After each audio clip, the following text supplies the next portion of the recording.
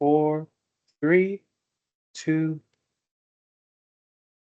Welcome, everybody. I am Coach Dusty. I am your dedicated virtual coach, and I look forward to celebrating National Women's Health and Fitness Day and talk about how we find balance with work and life, right? It is a hard concept. We're always constantly talking about work-life balance and how we can implement it in our day-to-day life.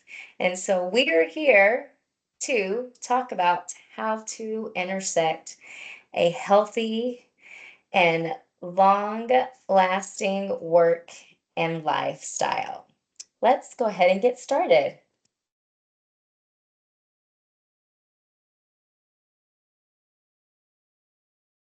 All right, but before we get really started, let's shift our focus and do a little breath work. I want you to be present here, nowhere else. I don't want you to think about what you did literally 2 minutes ago and what you're going to do 5 minutes after this presentation. I want us to be focused.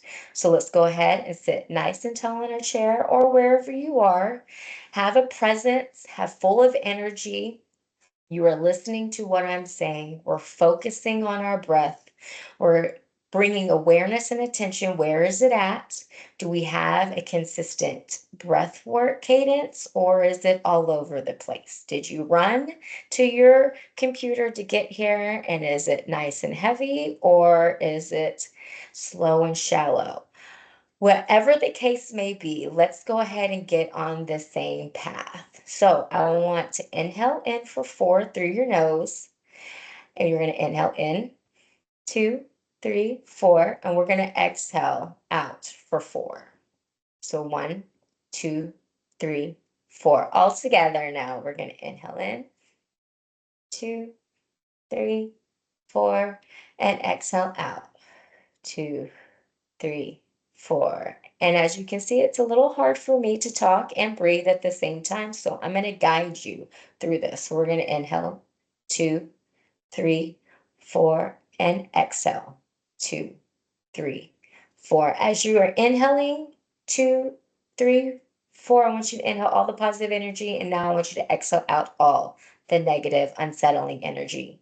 2, 3. Let's do that again. Inhale the positive energy. 2, 3, 4, and exhale. Negativity out, out. One more last time. We're going to inhale, 2, 3, 4, and exhale, 2, 3, 4. Hopefully, you are at a consistent, steady pace and mindset right now. You are here with me, and we are getting prepared and ready for our retreat that we are about to go on. Yes, let's continue on. Exos is here to get you ready, and I am too. So, what's on the agenda today? You asked Coach Dusty. Well, I'm about to tell you. So, we're going to talk about women's health and fitness. Okay. We're going to go beyond that and we are going to talk about fact or fiction when it comes to women's health and wellness. We're going to find your health and wellness flow. Okay. And then we're going to do a little desk exercise that you can do at any time, anywhere, any place to get you recharged, regenerated, revived, reset when you're facing those stressful, unlingering moments throughout the day. Because we all have them, they surface, and we just need to find a way to shift, right? Okay, let's get started. National Women's Health and Fitness Day. Welcome. Today is the day. Now, listen, I feel like every day is Health and Fitness Day. I'm in the industry, but it is true. The benefits of it from a daily perspective are relevant. But today we are going to focus on women. So, it is always the last Wednesday of September. So that's easy to remember. It's not necessarily the same date, but always the last Wednesday of September. And it started in 2002. So the purpose of it is to promote healthy choices and making time for movement. And when we talk about healthy choices, we're talking about holistically, right? Our healthy choices from a mental, physical, emotional, spiritual aspect. And along with that comes movement. So let's talk more about that. Okay. What is fitness? We ask. So, fitness is the state of being physically healthy and strong. Okay. So, again, it's the state of being physically healthy and strong. What is healthy? We ask. Healthy is the absence of disease, right? That's what we consider healthy. Now, what do we consider strong? By definition, having the power to move heavy weights or perform other physical demanding tasks. And that's the ability to withstand pressure, heavy pressure. And that's you holding your child. Okay. That's an example of strong. There's variations of what we consider strong, but by definition, this is what this is, right? Physically or not. Okay. And that is from a mental standpoint. What can we endure from a mental standpoint when we get demanding tasks? Work, life, work and life. Okay. Wellness goes beyond the absence of disease. It's the ability to thrive amongst all of that. So, our wellness definitely is a holistic approach to being physically active and being healthy and strong, right? So, that's where we go back to talk about our mental, physical, emotional, and spiritual health. All right. Let's play a game because you aren't here just to listen to me talk this entire time. We are going to be educated and we're going to play a game. Who's ready? I'm ready. You're ready. We are all ready. Let's go. Beyond belief, fact or fiction. Now, if you want to join, I encourage that. I want your answers in the chat box and let's play. Okay, fact or fiction. Women sweating in public was frowned upon in 1920s and 1930s. Is that fact or fiction? So again, women sweating in public was frowned upon in the 1920s and 1930s. I'm going to give you 3, 2, 1. It is a fact. So back in the 1920s and 30s, women had a perception. They had a physical appearance that they needed to uphold, and sweating was not a part of that physical appearance. It was frowned upon. It was considered um, lack of hygiene. And I don't want to say unprofessional, but it didn't fit the role and stereotype of women back in the 1920s and 1930s. If those women could only see us now, right? So it is fact.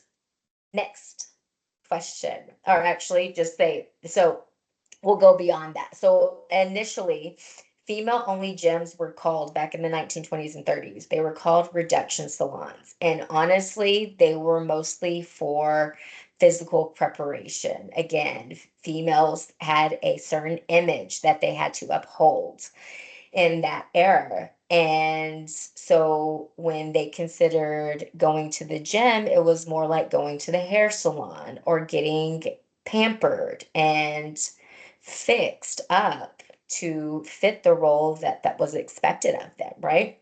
A popular exercise apparatus was called the minimal effort machine, which I found quite funny. What the minimal effort machine looks like, I do not know because I researched it and there were no images. So I'm gonna guess that it's exactly the description, a minimal amount of effort in an apparatus, mostly just sitting down and getting prepared to fulfill the roles and duties that females had in the 1920s and 30s. Much different than today. Okay. Right. Fact or fiction. It was once believed that running for more than 1 or 2 miles, not hours, 1 or 2 miles was harmful for women. Fact or fiction? This one was my favorite. And I give you in 3, 2, 1. It is a fact. So, it was once believed that women running any further than 1 or 2 miles was going to affect their reproductive system, to the point where their uterus would fall out. And it reframed, or it made women uh, terrified, because that was their primary role, was fertility. And so it was a story that was produced, and it was once believed that you couldn't run past 2 miles if you wanted to have children. And if you did, then your basically your fertility was at jeopardy. So it was not until 1972, after passing the Title IX, um, that women officially became competitive in marathons. So that was a huge year for women. So in 1972, only 8 women ran in the Boston Marathon, and as of 2000, and 22, almost 3,000 women have ran. I mean, I train marathon runners all the time, and majority of my clients are women. And I say that if you have a goal, you do it. If running is your jam, you run. But this just shows how far we have progressed, um, in the history of being physically active and present in sports, right? Fact or fiction, to achieve true health and wellness, you have to go hard. No pain, no gain, the saying, right? But fact or fiction? And that is correct. It is fiction.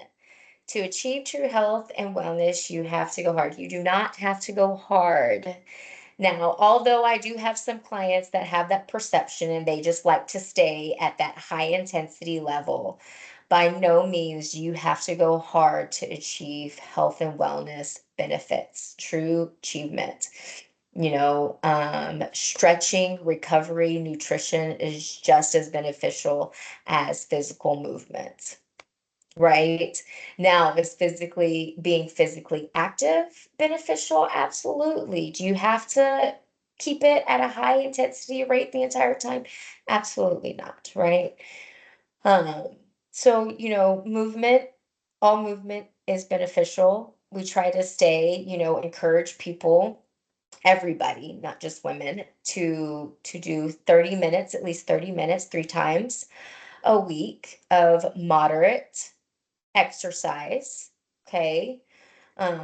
Your recovery exercises, your meditation practices, your yoga flow practices are just as beneficial, okay?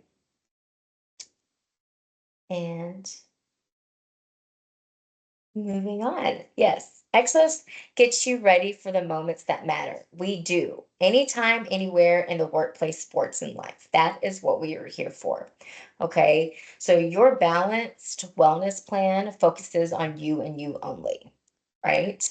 So find the best you. So what is your goal? I want you to think right now, what current goal do you have that you would like to work on? And I want you to hold on to that. Okay. And then we'll get to that later. Okay. So I want you to start saying to yourself that your self care matters. Us women, especially, with families, we're always taking care of others before ourselves. Men too. Doesn't have to be women, men too. As humans, we always want to focus on others and try to help them first before we help ourselves. And we need to start including ourselves into our daily thought plan, right? So, let's talk about how to stay focused, motivated to achieve your full potential. your goals and what you want for the up and coming year, right? It is never too late to start, and your wellness is an ongoing journey. It's always going to be something that we can work towards, be better at, and thrive, right? So flow. What is a flow state, right? Flow has been described as the optimal state of consciousness, a peak state where we both feel and perform our best. And that is what we want to do in life and at work. In life, work, parents. I mean, parenting, life is considered that, right? Right. And we want it to be associated to peak performance on both physically and cognitively, right? When we are physically and cognitively present, conscious, that is where statistically we do our best work. And that is where we want to get to. We want to identify how to get to it, stay there, and produce our best selves. Okay. So, what does that look like? Right? Your plan is to achieve a flow state. But what does that look like? So this is what this looks like. Okay. And in a grid form, if I was to lay it out to you, you're like, Coach Dusty, what does flow state look like? Well, this is it, right? You want to train. Okay. You want the flow state of recovery. Find the right amount of challenge, right? Struggle, release, flow, recovery. When I say struggle, I don't mean like you're struggling to the point where you can do no more. Struggling is just in the sense of find something that challenges you to want to grow. Okay, you can be challenged a little and that is okay. Otherwise we're going to stay at a very consistent level. We're going to stay complacent. Okay, and we want to grow, right? All around, right? Reflection. Self-awareness is key. Okay. Journal, meditate, breath work, what we just did. Be aware. Be self aware of where you are mentally, physically, emotionally. Reflect upon it. Be curious. Ask yourself questions. Why do I feel this way? Why am I constantly not on time? Like identify those things and it's going to help you grow to be our best selves, right? We can always do better. We can always be better. Fueling. Now, eating and drinking is crucial, okay? It's with performance in mind. What is your goal? Okay? What can you eat and drink, fuel your body, put in your body that is going to help you achieve your goal? Doesn't have to be just physical, okay? So, what we put in our body is just as important. You just want to imagine we only got one body, right? And listen, you know, it's okay to indulge in your chocolates, your if you like wine, if like, one of my clients like loves cookies at night. Okay, that's fine. It's fine. I'm not saying take that away. I'm just saying that we need to have a better percentage break. In Exos, we go by the 80-20 rule. We want to be 80 consciously aware of what we put into our body and 20 the things that we genuinely enjoy, right? Okay. So regulation. To reach your full potential, learn to shift your internal state and find a right break. This is where, you have the ability to just be like, you know what? I'm feeling really uneasy, really unsettled. How can I shift this into resetting, recharging, and getting out of this uncomfortable, unsettling feeling? Find that time, find that break, and get up, get moving and breathing, um, meditate, find what works for you, right? Sleep. The high quality of sleep is I mean, just as important as anything else, right? It helps with recovery. It helps with resetting. I had a great analogy said the other day from my mentor, who is a health promotion guru. Okay. And she said that, we want to look at our day as a USB drive, right? We are just shoving information and knowledge and presentations and uh, accounting and all the things into this USB drive that we have retained throughout the day that has been thrown at us, projects, programs, you name it, from a work standpoint, life, kids, all of it. Put it on that hard drive. Well, in order for that hard drive to get erased and go to the cloud somewhere, right? We need sleep. That's what sleep's for. So when you're sleeping, that USB drive gets put away. Okay, it's stored in a safe place. It's not that it's deleted, it's just being shifted somewhere else. So whenever you wake up the next day, you are refreshed, you are focused on what needs to be done that day. Okay, and you don't have any lingering projects or any unsettling thoughts to where you wake up in the middle of the night and you're like, oh, I still have to do A, B, C, D, and E. No, right? So, in order to be top of your game, we got to have quality of sleep. Okay. Daily movement, incorporate micro breaks, recharge breaks.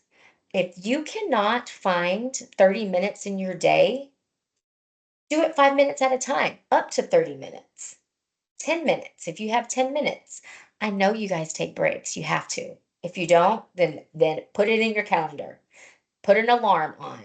I told one of my clients the other day, I was like, they were struggling with taking micro breaks. I was like, put your hype song on as an alarm, and okay, that's when I got to get up and get moving. Even if it's just like a stroll around your chair, a step tap, or it puts you in a good mood.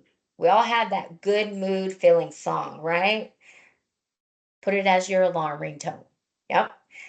Just think of small things that we can do throughout our day to help us from a health wellness standpoint, right? Okay.